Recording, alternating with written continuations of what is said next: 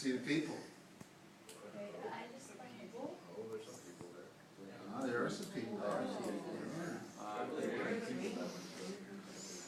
Where's the forest? Where's the tree?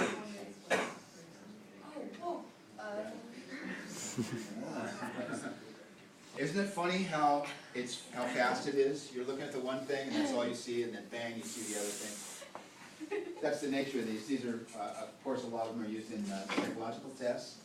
You'll run into these later in college.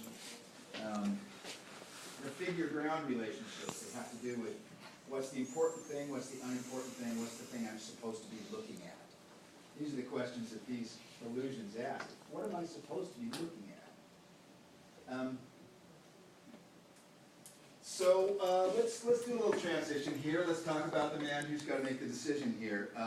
We didn't spend a lot of time on him, so let's spend a little time. Let's see, can I get a reader here? Philip, would you read on this side, please? Just all the way down. Nice and loud. Can you please say someone else? Pardon? Can you say someone else? Are you, okay, certainly. We'll talk about it later. We'll get back to you. Michaela, would you read, please?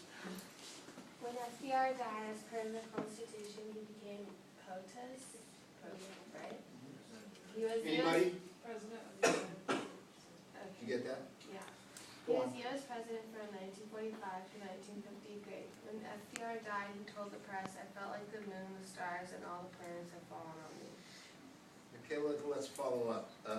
Why would he say, I felt like the moon, the stars? Any guesses? Let's go back to rule one. Let's see hands, please. Or I'll call on you. Why would Truman want to say a thing like that? Why did he tell the press that? Here's the line. FDR died. He, Truman that is, told the press, "I felt like the moon, the stars, and all the planets had fallen on me." Xander, you look like you're thinking this through. What do you think?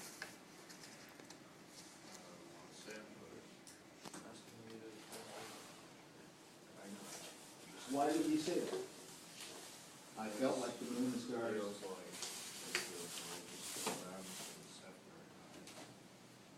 Right, FDR died, and what's the immediate impact on Harry Truman, the vice president?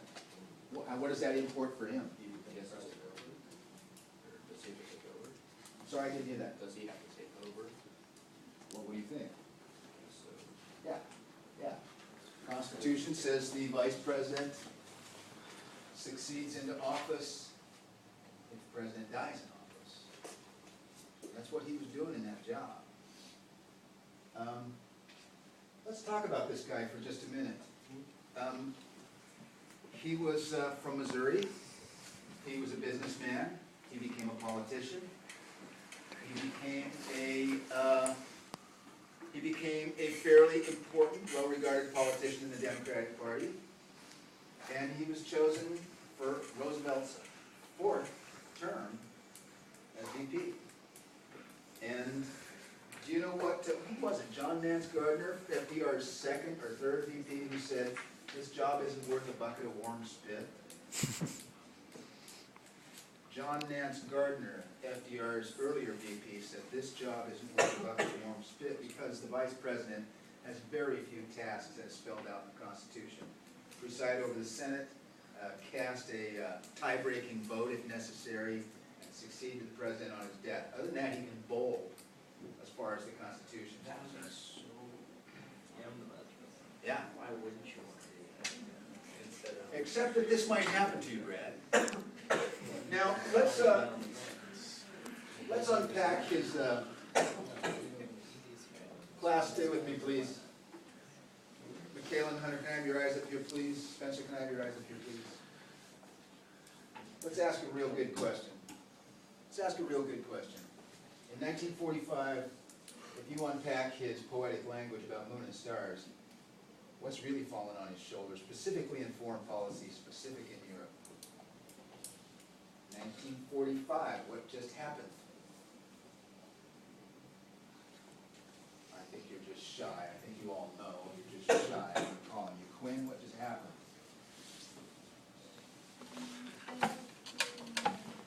Okay, we're going to come back to you on that. Can someone tell me who knows what happened right after 1945? What just occurred? Hang on to that, Georgia. We'll get back to you later.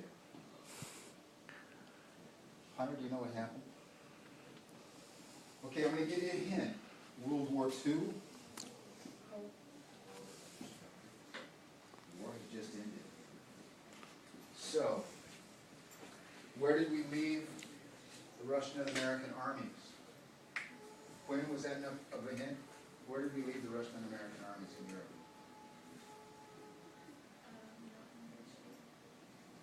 Not in good shape. We're going to have to get back to you on that. James, where did we leave the Russian and American armies in Europe in 1945? Thank you, along the border. Along the border in Central Europe, right? And would you please tell Quinn what you just told me? Along the border in Central Europe. Tell her. Along the border in Central Europe. Thank you.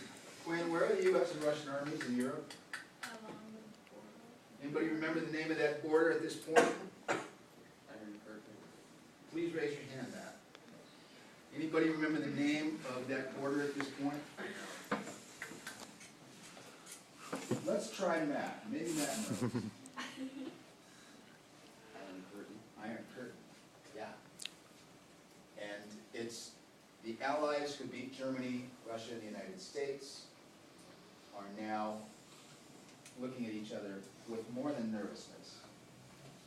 Joe Stalin, the dictator of Russia, occupied Eastern Europe on his drive to Germany, and he has no intention of going anywhere.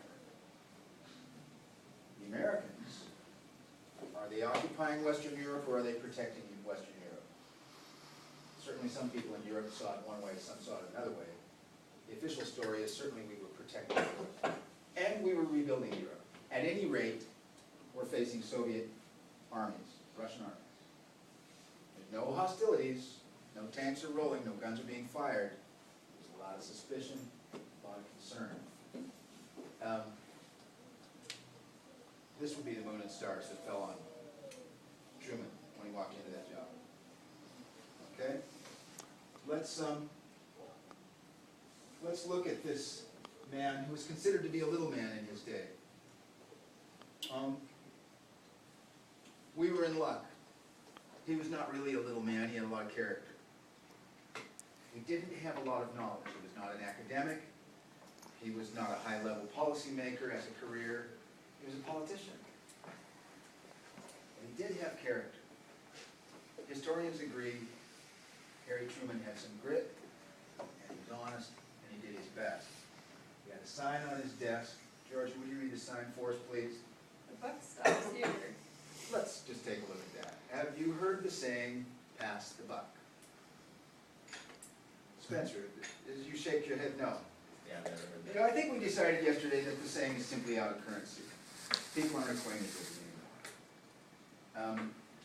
And so, let's take a look at this mid-century saying, and what it means is, to say, pass the buck means, take the responsibility to the next guy. You make the tough calls. Okay? So when he puts a sign on his desk, Katie, what do you think he means? That he doesn't want to give responsibility to other people. Doesn't want to give responsibility to other people? It's the Oval Office, he's the president. You're right. Let's give it a little twist though. I think what he's saying is, I take the responsibility. I make the tough decisions. It's my job, I'm the president, I make the tough decisions. That's what he's trying to say, okay? Now let's look at the tough decisions he had to make.